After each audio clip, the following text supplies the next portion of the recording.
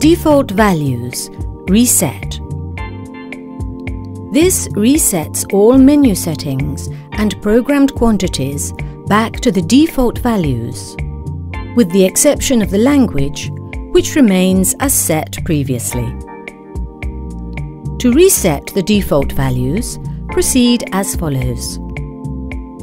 Press the Menu ESC button to enter the menu. Press the hot milk or latte button until default values is displayed. Press the OK button.